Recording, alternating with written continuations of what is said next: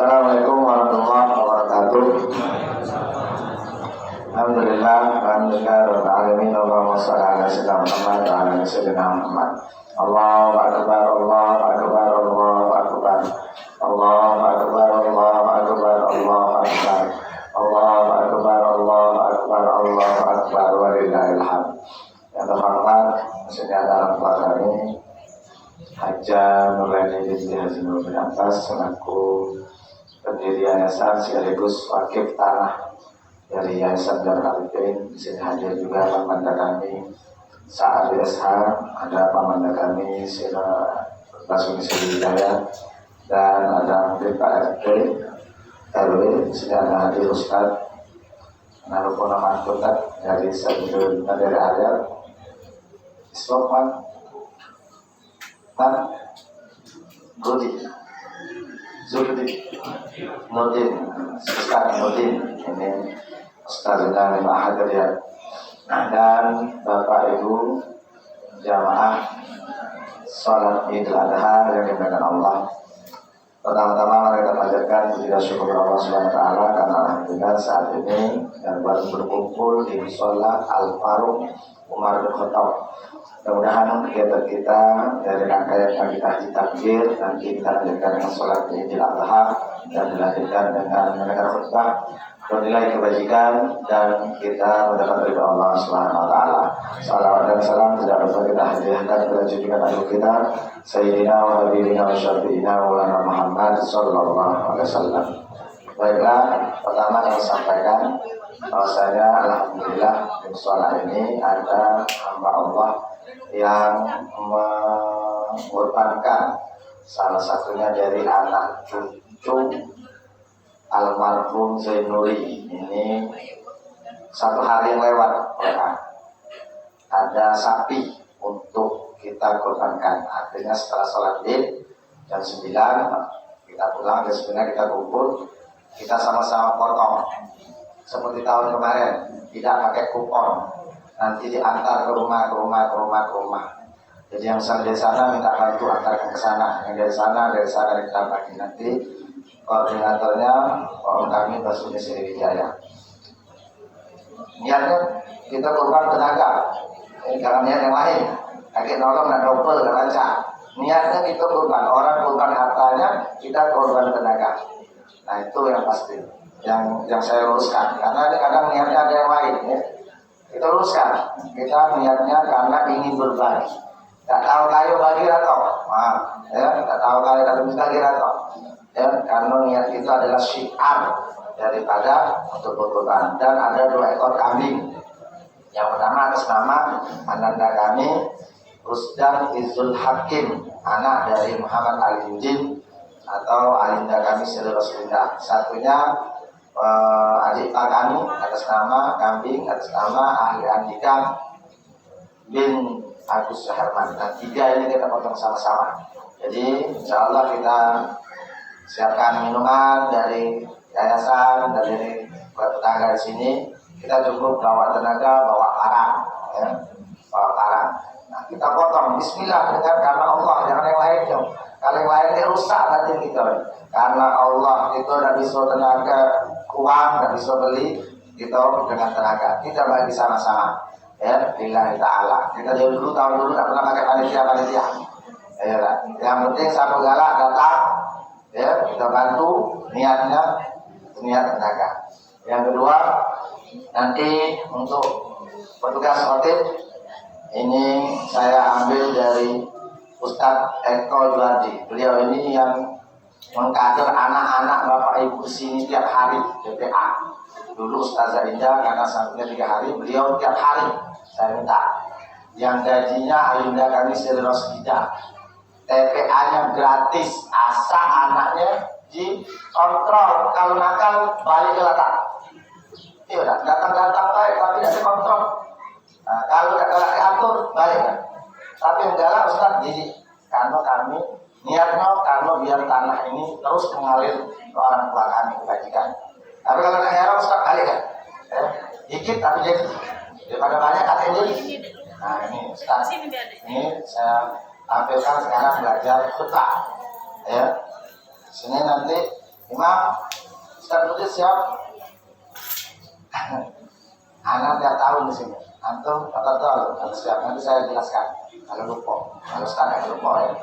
Nah, jadi itu yang pertanyaan kedua. Yang ketiga, ada tata cara sholat. Nah, ini jarang gitu, karena tiap hari jarang kita sholat Idul Fitri. Niatnya. Nanti bilang as-sholatu jami'ah, as-sholatu jami'ah, as-sholatu sholatul Idul Adha, fa'adaini rahimakumullah. Kita jawab sama-sama dengan latihan hadis. As-sholatu la ilaha illallah. Dengan hati ya. Kita kerja. Nah, nanti imam niatnya. Kalau imam sholat sunnatul Idul Adha, aku sengaja sholat sunnah lebaran kurban, ada kurban. Rakaat ini 2 rakaat lillahi ta'ala. Imaman kalau imaman, kalau makmuman itu lapasnya. Akan niatnya saya ulangi lagi. Ketika takbiratul ihram, ketika Allah di batinnya diulangi, diisi. Kalau Imam Syafi'i itu muqtatarun dipilih berbarengan dengan takbir yang pertama. Allah batinnya usolli sunnatal Idul Adha rakaat ini makmuman lillahi ta'ala. Enggak ada bahasa Arab, bahasa Indonesia. Aku sengaja sholat sunnah lebaran 2 rakaat karena Allah Ta'ala. Betul.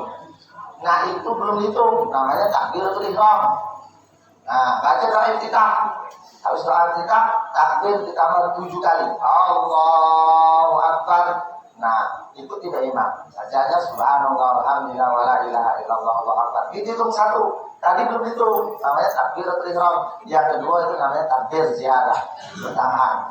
Hitung 7 kali, gitu kan? 1, alhamdulillah, Allahu Akbar, subhanallah, alhamdulillah, wa la ilaha illallah, Allahu Akbar, Allahu Akbar, subhanallah, alhamdulillah, wa la. Angkat. Sampai 7 kali, baru Al-Fatihah, baru ayat pendek. Ya, ruku, sujud, i'tidal, sujud, antara sujud lagi, rakaat kedua. Ketika Allah Akbar belum hitung, itu namanya takbir intiqal, perpindahan, belum hitung 5 kali. Tapi baca subhanallah alhamdulillah Allahu Akbar Allahu Akbar 1, Allahu Akbar 2, lanjut. Enggak lanjut itu apa? Sunat. Itu sunat. Tapi bagusnya lanjut, jangan ngelamun. Takbir. Di batin tuh aku sekarang mentasbihkan, mensucikan Allah Subhanahu alhamdulillah wa la ilaha. Baru 5 kali, baru itu Al-Fatihah. Dengarkan imam, enggak usah ngoceh. Dengarkan baik, enggak usah baca Al-Fatihah, dengarkan. Bacaan imam jelamahmu. Tapi ketika waladhdallin, saya jazakan baca Rabbil firli wal walidayni di batinnya. Maka imam ambil sejedah, kasih jeda dikit imam. Biar apa? Antara amin dan alamin dengan amin jangan satu, biar tidak kelihatan itu satu ayat Al-Quran, ayat surah Al-Fatihah. Waladhdallin. Nah, gimana baca Rabbil firli walidayni? Ketika imam amin baru ikuti, jangan dulu anak-anak nih biasanya. Anda pernah belajar langsung datang ketika atau imam baru kita amin. Siapa yang berbarengan amin yang bersama imam dan amin bersama malaikat, maka hubiro lalu mendapatkan diampuni dosanya. Ya itu syariatnya, batinnya diterima, makbul dan diterima oleh Allah Subhanahu wa taala. Nah, mungkin itulah diulang-ulang, saya ulang-ulang ya, saya biasa di sini memandu musola ini. Saya cuma ingin doakan tahun depan saya menerima SD, karena tahun ini saya sudah terima MI. Saya mengkader muridnya tahun ini alhamdulillah 5 kelas. Itu apa itu? Amanda Sari 15, tahun kemarin 4 kelas. Jadi kelas yang 3 ini kepake galau, 2 itu kepake galau. Alhamdulillah. Semakin banyak yang saya masukkan di sekolah saya, semakin banyak saya kader. Kadernya berdasarkan basis nahdiyin, ya, karena saya basicnya nahdiyin, tidak bisa dikaderkan orang. Saya kader anak-anak ini. Kalau yang tua-tua ini tidak usah dikader lagi, pasti lupa. Itu datang sampai awakok, nah selesai. Nah yang kecil-kecil ini kalau kader bahyo. Nah saya pengennya sampai SD, minta bantuan nanti. Nah yang uangnya banyak, kita bangun lagi 3 lokal lagi, 6 lokal jadi SD. Ya ikhlas, kalau tidak ikhlas bersalah pak. Yang merusak gerakan yang ikhlas, ya, yang ikhlas walaupun 1.000 2.000 lewat rekening yayasan. Amin, insyaallah kami adik-adik alhamdulillah sudah ada kerja galau. Itu pun kami adik-adik sisihkan. Setiap itu sisihkan karena itulah yang dibawa mati. Ya. Banyak sudah mengumpulkan harta mati ini, ambil anaknya jual ini. Nah, pikirlah kamu kalau tidak mau buka harta lajulah. Itu mati 2 bulan 3 bulan jual ini, beli di mobil rumah kalau ada haji. Yuk. Nah ini saya sampaikan biar kita sama-sama kita ini panak, ya pasti rusak pasti tinggal. Saya mengambil kita boleh mencari uang, tapi sisihkanlah untuk kita bawa mati sehingga kita sama-sama benar-benar tenang di hadapan Allah Subhanahu wa taala. Mungkin itu saja. Kita langsung sholat, ya kita sholat bersama-sama, hadirkan hati, insya Allah kegiatan kita ini dari Allah Subhanahu Wa Taala. Assalamualaikum warahmatullahi wabarakatuh.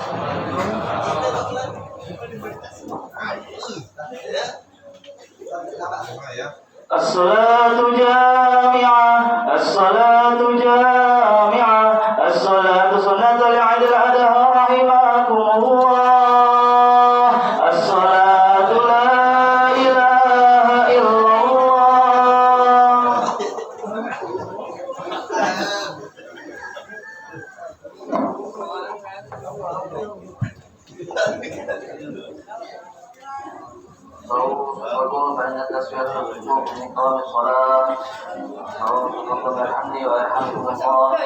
Teruskan jerat kartunya siswa yang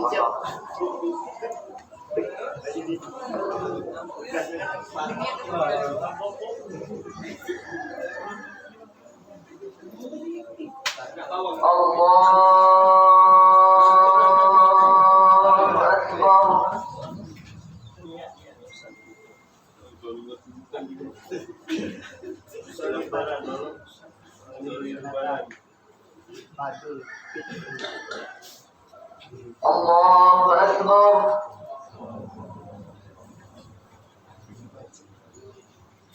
Allahu Akbar.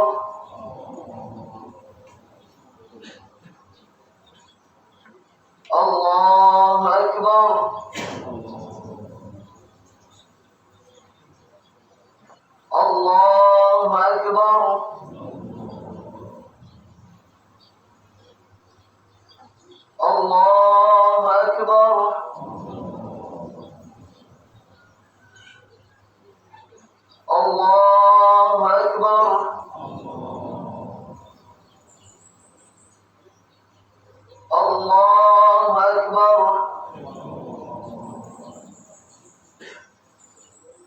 بسم الله الرحمن الرحيم الحمد لله رب العالمين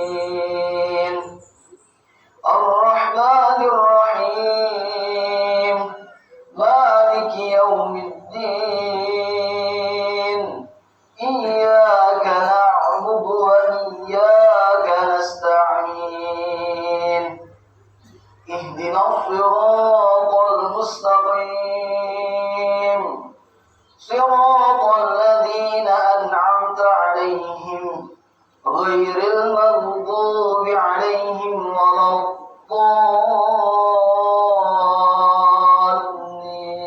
الضالين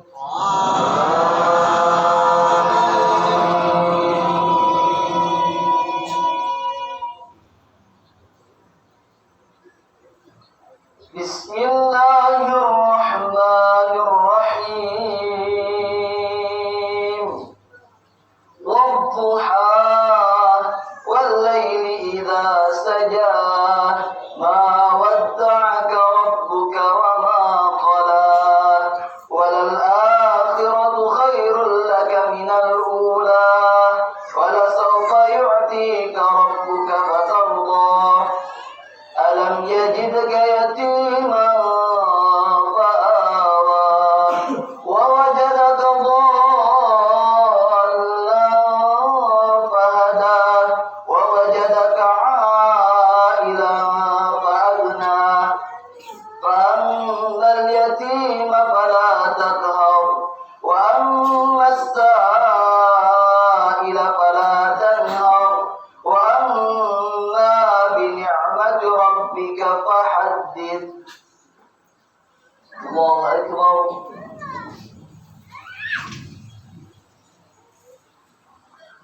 سمع الله لمن حمده الله أكبر الله أكبر الله أكبر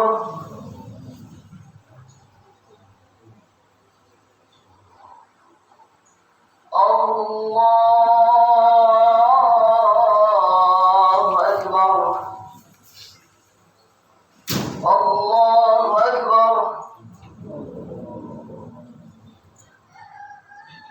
الله أكبر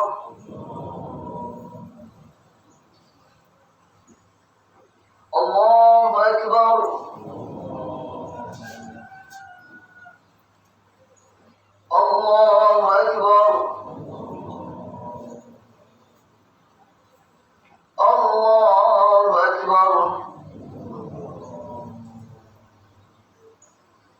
بسم الله الرحمن الرحيم الحمد لله رب العالمين الرحمن الرحيم مالك يوم الدين إياك نعبد وإياك نستعين اهدنا الصراط المستقيم صراط الذين أنعمت عليهم غير المغضوب عليهم ولا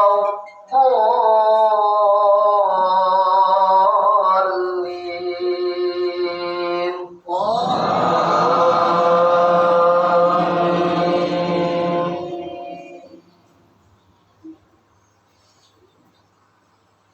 بسم الله الرحمن الرحيم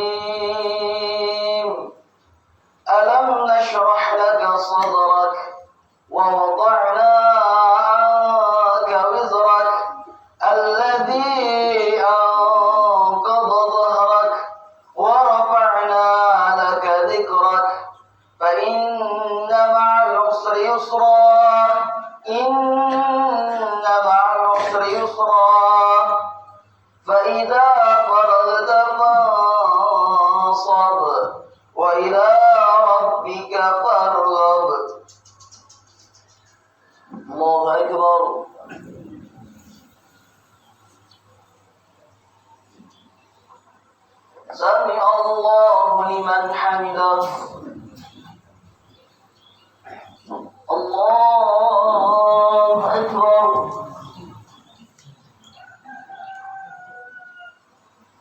الله أكبر.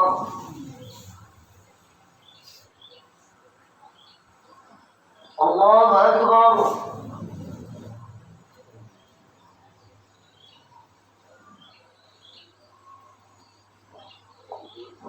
الله أكبر.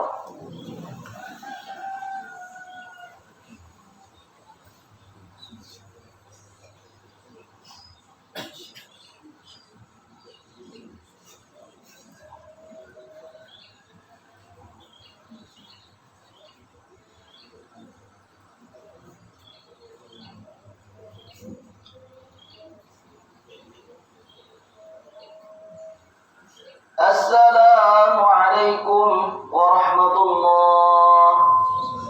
السلام عليكم ورحمة الله.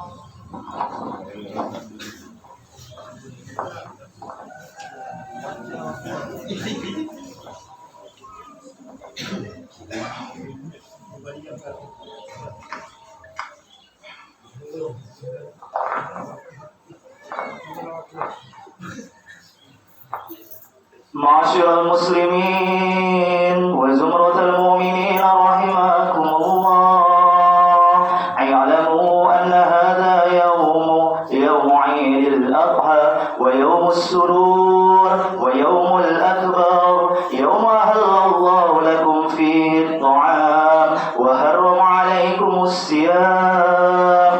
إذا صعد الخطيب على المنبر أنصتوا أثابكم الله واسمعوا أجاركم الله وأطيعوا رحمكم الله. اللهم صل على سيدنا محمد. اللهم صل على سيدنا محمد. اللهم صل على سيدنا ومولانا محمد.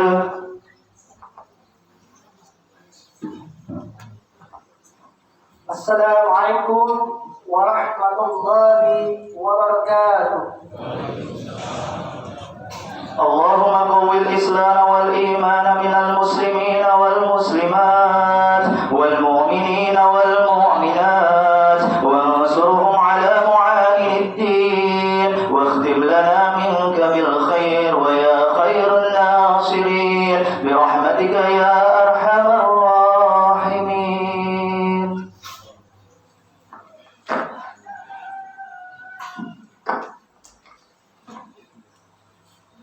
الله أكبر. الله أكبر. الله أكبر. الله أكبر. الله أكبر. الله أكبر. الله أكبر. الله أكبر. الله أكبر ولله الحمد. الحمد لله. الحمد لله نحمده ونستعينه ونستغفره ونعوذ بالله من شرور أنفسنا ومن سيئات أعمالنا. من يهد الله فلا مضل له ومن يضلل فلا هادي له. أشهد أن لا إله إلا الله وحده لا شريك له، وأشهد أن محمدا عبده ورسوله. اللهم صل وسلم على سيدنا محمد هذا الرسول الكريم وعلى آله وأصحابه عما بعد. فيا عباد الله، أوصيكم ونفسي بتقوى الله فقد فاز المتقون. وقال الله تعالى في الكتاب الكريم: أعوذ بالله من الشيطان الرجيم، بسم الله الرحمن الرحيم، إنا أعطيناك الكوثر فصل لربك وانهر إن شانئك هو الأبتر. صدق الله العظيم وصدق الله الرسول الكريم. Hadirin jamaah salat Idul Adha rahimakumullah.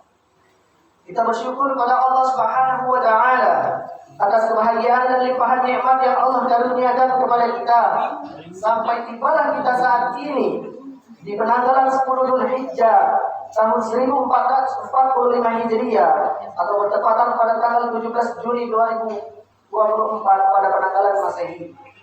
Khatib berwasiat kepada jamaah semua, terkhususnya kepada diri khatib pribadi, agar selalu senantiasa berusaha meningkatkan keimanan dan ketakwaan kita kepada Allah Subhanahu wa taala dimanapun, kapanpun, dan dalam bagaimanapun kondisi yang telah kita alami. Semoga Allah Subhanahu wa taala memberkahi kehidupan kita sampai tiba di waktu ini, dan semoga Allah merahmati kita semua sehingga kita mendapatkan penilaian yang terbaik di sisinya. Salawat dan salam tak henti-hentinya kita ucapkan, hadiahkan, hadirkan, bahkan kita menjadikannya sebagai amalan, sebagai wasilah kita kepada junjungan kita Nabi Muhammad SAW. Dan semoga kita semua senantiasa termasuk ke dalam golongan orang-orang yang disebut sebagai umatnya, dan senantiasa optimis dalam melakukan kebaikan, dan mudah-mudahan insya Allah pasti mendapatkan syafaat kelak di yaumil qiyamah. Allahu Akbar, Allahu Akbar, Allahu Akbar, walillahil hamd. Jemaah salat Idul Adha yang dimuliakan Allah, ada hal yang sangat penting dan istimewa dalam setiap momentum Idul Adha. Bukan sekedar kita diminta untuk meningkatkan ibadah kepada Allah Subhanahu wa taala, khususnya dari kali pertama bulan Dzulhijjah sampai dengan hari ke-10 setidaknya, atau kemudian diisi dan disempurnakan dengan zikir pada sampai hari ke-13-nya. Bukan sekedar menyembelih hewan kurban sebagai ibadahnya, bukan sekedar kita menunaikan salat 2 rakaat sebagai sunnahnya, tetapi juga kita diberikan petunjuk oleh Allah Subhanahu wa taala untuk belajar dari keteladanan perjalanan hidup Nabi Ibrahim alaihissalam sebagai datuknya Nabi Muhammad SAW yang telah perjalanan spiritual ini dan perjalanan kehidupan ini diabadikan oleh Allah Subhanahu wa taala baik di dalam Quran ataupun petunjuk-petunjuk berkehidupan yang kemudian diteruskan melalui tuntunan Rasulullah SAW yang kita lestarikan dan menjadi ibadah kita sampai dengan hari ini.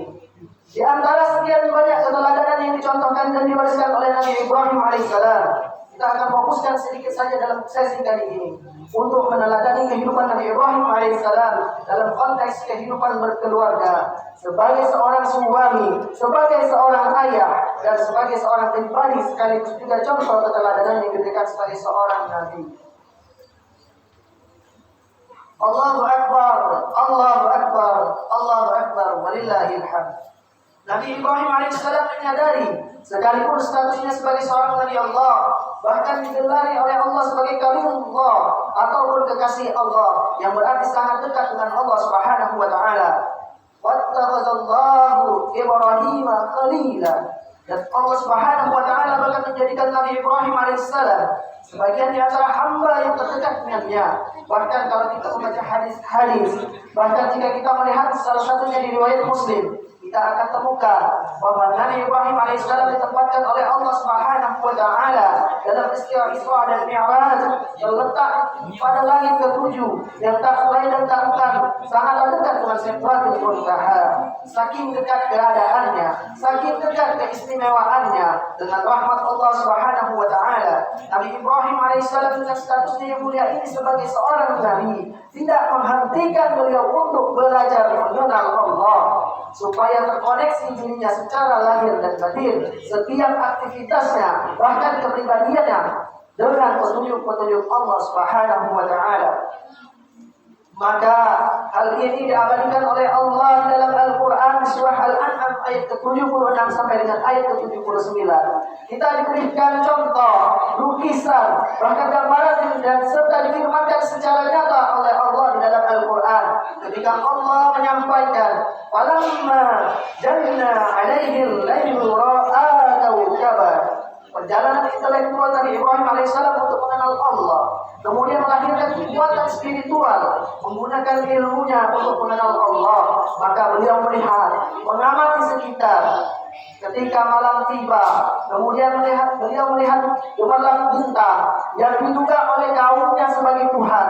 Maka beliau katakan, "Inikah Tuhanku?"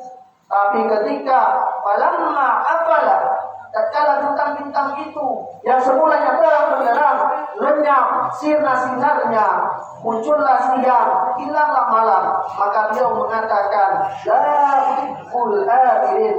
Tidak mungkin ini Tuhan, tidak mungkin ini Tuhan. Tidak mungkin Tuhan kemudian menjadi hilang. Tidak mungkin pula Tuhan tidak memiliki kekuatan. Tidak mungkin Tuhan lebih lemah dibandingkan dengan makhluk yang lain. Maka tatkala beliau melihat rembulan, tetapi ketika rembulan itu mulai redup, terhalang oleh sesuatu dan tak nampak, beliau pun berkata, ini bukan Tuhan.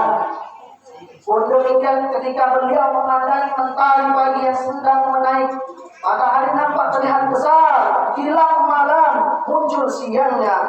Kemudian beliau berkata, Hada akbar. Apa boleh ini disebut sebagai Tuhan? Sebagaimana kaumku meyakininya, maka tatkala mentari pun hilang, dengan tenggelamnya mentari sampai waktu maghrib muncullah malam, maka beliau pun menyimpulkan segala sesuatu yang ada di bumi ini pasti ada yang mengatur. Siapa yang bisa menjadikan bulan di waktu malam, mentari di waktu siang? Siapa yang memunculkan matahari, memunculkan rembulan? Demikian selanjutnya, siapa yang memunculkan siang, menghadirkan malam, atau malah sebaliknya? Maka tatkala beliau menerangkan dengan intelektualnya, mengamati sekitar, tidak mungkin sesuatu terjadi kecuali ada yang lebih hebat lagi, lebih besar lagi, lebih dahsyat lagi, yang dapat mengatur kehidupan. Oleh sebab itu pada ayat ke-79 di surah Al-An'am, beliau menyimpulkan, Inni wajjahtu wajhiya lilladzi fatara as-samawati wal ardh hanifan wa ma ana minal musyrikin. Maka di ujung pencahariannya, beliau bertemulah pada satu kesimpulan bahwa seluruh yang menggerakkan alam, mengatur semuanya sampai menentukan kehidupan kita secara pribadi, tidak ada tidak lain kecuali karena Tuhan yang hak, yaitu Allah Subhanahu wa Ta'ala. Sebab itu beliau katakan, sungguh aku berkomitmen, bertawakal, menghadapkan diriku sepenuh mungkin kepada Tuhan yang mengatur segenap alam. Inilah Allah Subhanahu wa Ta'ala yang maha menciptakan. Bukan hanya sekedar maha menciptakan, melainkan juga maha merawat, yang menghadirkan keseimbangan di langit maupun di bumi. Beliau pun mengatakan, aku berjanji untuk patuh, tidak akan mengingkari Allah Subhanahu wa Ta'ala, dan mulai hari ini, saat ini, aku akan mengikuti semua pedoman dan petunjuk dari Allah Subhanahu wa Ta'ala. Inilah yang kemudian kita bawa di dalam salat. Kita bacakan ketika saat doa kita, dan bacaan ini pula yang diucapkan saat kita selesai melakukan penyembelihan. Bukan kala kita selesai menyembelih, kita kemudian menghadap ke arah kiblat sambil mengucapkan, Inni wajjahtu wajhiya lilladzi fatara as-samawati wal ardh hanifan musliman wa ma ana minal musyrikin. Ini pula yang dibacakan saat seorang selesai melontar jumrah, saat selesai pun mereka menghadap kiblat sambil membacakan kalimat tersebut. Allahu Akbar, Allahu Akbar, Allahu Akbar, walillahil hamd. Hadirin jamaah salat Id yang dirahmati Allah, perjalanan ini senantiasa memberikan kesan kepada kita bahwa dalam berkehidupan mesti ada satu waktu untuk mengenal Allah. Jangan-jangan selama ini kita sibuk beraktivitas, berangkat gelap, pulang pun gelap. Bahkan lebih ironisnya lagi, ada seseorang yang menuntut ilmu namun tidak mengenal Allah yang maha berilmu, hidup tetapi tidak mengenal dengan Allah yang maha menghidupkan. Meskipun kita telah meyakini di dalam hati dan pikiran bahwa suatu saat nanti kita pasti akan kembali kepada Allah, menginginkan surga, ingin husnul khatimah, tetapi tidak kenal dengan Sang Pencipta Allah Azza wa Jalla. Maka dalam perjalanan spiritual ini, kesan yang diberikan oleh Nabi Ibrahim alaihissalam kepada kita, yaitu sesibuk-sibuknya kita saat melakukan aktivitas mesti mengenal Allah. Karena kita adalah hambanya, suatu saat kita akan berpulang. Gunakan anugerah yang telah Allah berikan kepada kita untuk semakin dekat dan mengenal Allah. Harus ada satu waktu dalam satu pekan, dalam sehari kita untuk belajar, untuk mengenal La ilaha illallah. Ketika La ilaha illallah diucapkan, maka selaras dengan Allah tegaskan di dalam Quran surah Muhammad ayat ke-19. Fa'lam annahu la ilaha illallah. Kita mesti punya ilmu untuk menguatkan la ilaha illallah. Jangan-jangan kita selama ini bersyahadat, tetapi jika diberikan sesuatu, baik bantuan, jasa, maupun uang, bahkan makanan, kita melupakan la ilaha illallah. Pada saat kita mendapatkan suatu pekerjaan yang mungkin di luar dari konsep keimanan dan keislaman kita, maka hilanglah la ilaha illallah pada diri kita. Sehingga Nabi Muhammad SAW mengajarkan pada perjalanan spiritual Nabi Ibrahim AS ini dengan mewariskan majelis-majelis ilmu. Bahkan pada saat sejak zaman kenabian, di sekitar Salat Islami Masjid Nabawi terdapat ahlus sufa untuk mengajar. Supaya apa? Agar orang-orang bisa belajar untuk mengenal Allah Subhanahu wa Ta'ala. Kami tegaskan sekali lagi kepada jemaah dan khususnya pada diri kami kembali, sesibuk apapun kita, sempatkan diri untuk ikut serta hadir di majelis ilmu minimal 1 hari dalam 1 minggu. Kenali la ilaha illallah, belajar membaca Al-Quran. Nabi Muhammad SAW tidak melarang kita sebagai umatnya. Silahkan kita beraktivitas apapun, mau bekerja di kantor, berdagang di pasar, mau berjual jasa, mengangkut barang maupun orang, bahkan ada yang berkebun. Tetapi jangan sampai semua aktivitas dan kesibukan kita itu justru melalaikan diri dari mengingat Allah yang telah menghidupkan kita, memberikan nikmat, rezeki, karunia-Nya, bahkan ampunan, dan Dialah pula yang akan mewafatkan kita. Allahu Akbar, Allahu Akbar, Allahu Akbar, Allahu Akbar, Allahu Akbar, walillahil hamd. Hadirin yang dimuliakan Rasulullah SAW, itulah gambaran Nabi Ibrahim yang sebagaimana harus kita contoh sebagai pribadi. Terkadang kemudian naiklah status kita dari seorang pribadi menjadi terikat dengan pernikahan, berubah menjadi seorang suami, lalu kemudian menjadi seorang ayah. Di dalam puncak khutbah kali ini, khatib kembali menegaskan bahwa menjadi seorang suami, betapa bahagianya Nabi Ibrahim AS kepada istrinya, betapa harmoninya kehidupan rumah tangga yang beliau bangun. Bukan tanpa ada masalah. Kehidupan rumah tangga akan selalu menghadirkan persoalan. Karena itu memang dihadirkan oleh Allah Subhanahu wa Ta'ala untuk kita belajar. Dari situ kita mengambil hikmahnya dan bahkan meningkatkan kualitas kehidupan. Jika tak pernah ada persoalan, maka tak akan ada namanya sabar. Tak tahu bagaimana cara mengatasi kesabaran yang bisa kita hadirkan. Tak akan pernah kita bisa belajar dari anak-anak yang batin. Sudah pasti ada gerakan-gerakan, sudah pasti tidak ada kesenangan. Justru dari situ kita semua akan memiliki pengalaman, memiliki kemampuan, kekuatan, pemahaman, bahkan kualitas yang terbaik.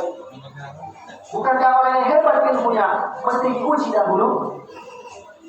Demikianlah dalam kehidupan orang-orang yang ingin meningkatkan kualitas hidupnya, ingin hebat dalam rumah tangganya, maka tidak akan pernah luput dari namanya ujian. Sebagaimana yang telah diajarkan oleh Nabi Ibrahim alaihissalam secara singkat, yakni sebagaimana suami istri haruslah bekerja sama untuk membina kehidupan rumah tangga yang baik. Sebagai Nabi, beliau merencanakan hal itu dengan baik, mengajarkan kepada istrinya bagaimana kesabaran, ketulusan, kompak, dan saling membantu serta membangun kebersamaan. Kemanapun Nabi Ibrahim AS pergi berdakwah, istrinya selalu menemani, selalu bersama, saling menguatkan. Bahkan ketika Sayyidah Hajar pun kemudian tiba, semua masih tetap bisa akur dan saling bisa mengarahkan serta mensukseskan satu sama lain. Maka pelajaran yang berharga yang kita dapatkan dari kisah tersebut Apabila seseorang sudah berkeluarga, maka hendaklah belajar untuk saling mendukung, saling menguatkan, saling percaya, setia, takwa kepada Allah Subhanahu wa taala, mengajak dalam kebaikan, saling menasihati dalam kesabaran dan keikhlasan antara suami dengan istri, antara istri dengan suami, antara orang tua dengan anak, anak dengan orang tua, minimal dengan doa. Allahu Akbar, Allahu Akbar, Allahu Akbar, walillahil hamd. Hadirin jemaah yang berbahagia. Terakhir, sesibuk-sibuknya Nabi Ibrahim alaihissalam, beliau tak pernah melupakan dan selalu memprioritaskan untuk memperhatikan anaknya, yaitu Ismail alaihissalam. Tatkala Nabi Ibrahim alaihissalam berdakwah sekaligus bekerja dan mencari nafkah di negeri Palestina, ia tinggalkan dan hantarkan Sayyidah Hajar bersama dengan Ismail alaihissalam di kota Mekah. Bahkan pada saat Nabi Ismail alaihissalam masih bayi, baru lahir, badannya sangatlah merah, beliau hantarkan dan beliau tinggalkan. Tetapi beliau masih tetap bisa membagi waktunya untuk memperhatikan perkembangan. Bagaimana beliau selalu mengamati dengan siapa dia berteman, bagaimana tumbuh kembangnya, dan bahkan saat Nabi Ismail alaihissalam akan menikah pun diperhatikan siapa yang menjadi jodohnya. Dalam setiap pergerakan Nabi Ibrahim alaihissalam, khususnya pada saat kota Mekah, tentu sudah pasti ada hubungan timbal balik antara orang tua dengan anak. Tatkala Nabi Ibrahim alaihissalam mendapatkan perintah dari Allah Subhanahu wa taala untuk meninggikan bangunan Ka'bah, sebagaimana diabadikan di dalam Quran surah Al-Baqarah ayat 127. Ketika pertama kalinya Nabi Ibrahim alaihissalam meninggikan di suatu tempat itu di sekitaran Ka'bah yang disebut dengan nama Maqam Ibrahim, dan sekarang pun masih ada dan tetap abadi. Anaknya datang dari sisi yang lain, membawa batu, seakan mengatakan dalam bahasa kita sehari-hari, ayah, bapak, ataupun papa, aku datang ingin membantumu. Itu yang beliau katakan kepada ayahnya. Yang mana tempat awalnya Nabi Ismail membawa batu itu dikenal dengan nama Hijr Ismail. Poinnya bukan karena Hijr Ismailnya, melainkan bagaimana seorang anak yang masih usianya kecil, yang sibuk dengan dunianya untuk bermain, memiliki rasa simpati terhadap orang tuanya untuk senantiasa membantu pekerjaan. Mustahil bagi si anak jika memang tidak pernah ada perhatian daripada orang tuanya, maka tidak akan pernah anak itu ingin membantu orang tuanya. Ini poin yang besar. Karena itulah Quran selalu menemukan interaksi orang tua dengan anak. Tidak lain yang paling banyak kita temukan yaitu antara ayah dengan anak, anak dengan ayah. Sebagai contoh, Nabi Yusuf alaihissalam selaku anak selalu senantiasa berinteraksi kepada ayahnya Nabi Ya'qub alaihissalam. Luqman dengan anaknya, begitu pula Nabi Ibrahim alaihissalam dengan anaknya Ismail. Mengapa tidak pernah kita temukan interaksi antara ibu dengan anak di dalam Al-Quran? Karena pada dasarnya seorang ibu selalu di rumah, tugasnya selalu di rumah karena untuk melayani suami dan juga anak-anaknya, dan mereka selalu berinteraksi. Oleh sebab itu, ayah yang mencari nafkah di luar, sesibuk-sibuknya mencari nafkah di luar, bukankah akan dibawa masuk ke dalam rumah? Jangan sampai sibuk mencari nafkah di luar, tapi tidak kenal dengan anaknya, tak pernah tahu perkembangannya, sehingga anak mencari pergaulan yang lain, mencari perhatian yang lain. Gunanya apa? Untuk mencari perhatian kepada orang tuanya itu sendiri. Bahkan ada pula yang menjadikan itu terjerumus ke dalam tawuran, pergaulan bebas, pertemanan yang salah, narkoba, bahkan hal-hal yang buruk dan tidak baik. Hal itu disebabkan bukan karena kurangnya perhatian. Mungkin bisa jadi sebabnya ada harta haram yang kita bawa kepada anak dan istri kita di rumah. Kita berikan kepada mereka, atau bisa jadi kita ikut menikmatinya juga. Dan inilah menjadi dosa kita. Maka dari itu kita koreksi agar menjadi kebaikan. Bahkan pada saat usia baliknya Ismail alaihissalam, datanglah perintah Allah kepada Nabi Ibrahim alaihissalam untuk menyembelihnya. Melalui diri yang berulang kali, sebagaimana diabadikan dalam Quran surah As-Saffat ayat 102 sampai dengan 109. Maka apa yang terjadi ketika Nabi Ibrahim alaihissalam meminta pendapat kepada anaknya, Ismail alaihissalam mengatakan, "Ya abadi, ma tu'maru satajiduni insyaallah minas sabirin." Ismail mengatakan, "Duhai ayahku, duhai bapakku yang sangat aku hormati, sangat aku cintai, kerjakanlah sekarang. Itu pasti perintah dari Allah. Pasti engkau akan mendapatiku termasuk ke dalam orang-orang yang sabar." Jemaah sekalian yang disayangi Allah dan Rasulullah, yang kita tahu hanya sebatas itu. Namun detailnya gambaran dari tafsir ayat ini, begitu Ismail alaihissalam akan disembelih, maka Allah ganti dengan seekor kibas. Dalam hal ini mungkin setara dengan domba yang sangat besar. Namun ada juga hal-hal kisah-kisah yang secara singkat. Kemudian saat Nabi Ismail alaihissalam ingin disembelih, beliau mengatakan, "Duhai ayahku, mohon kencangkan ikatannya supaya aku tidak terlihat meronta, sehingga menjadikan engkau merasa iba, kasihan, dan tidak jadi menyembelihku."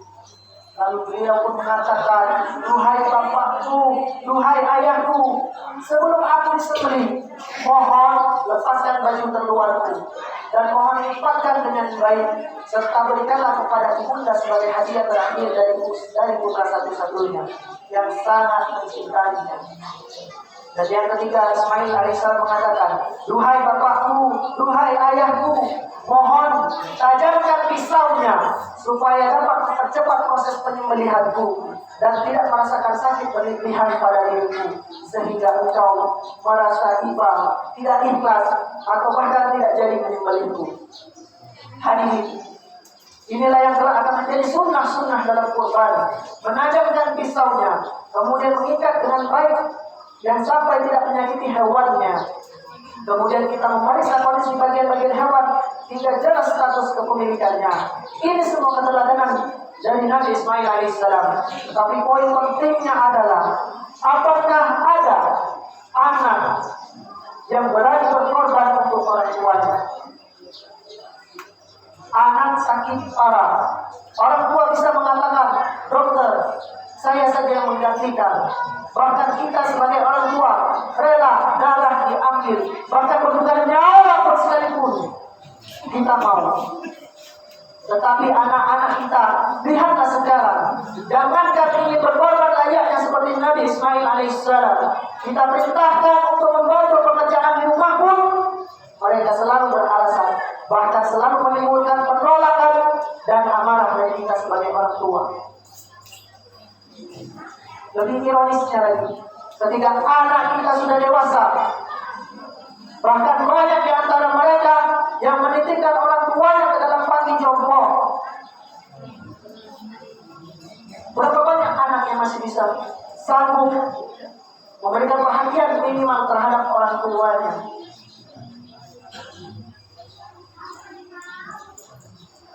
Maka inilah yang sangat teramat penting. Jika ada anak kurang perhatian terhadap orang tuanya, kita tahan dahulu agar tidak mencela mereka. Boleh jadi kita sebagai orang tua belum optimal dalam memperhatikan mereka, ataupun sebaliknya, apabila kita sebagai orang tua sudah memberikan yang optimal kepada anak kita, maka haruslah ada kesadaran dari anak untuk memperhatikan orang tuanya. Ridha Allah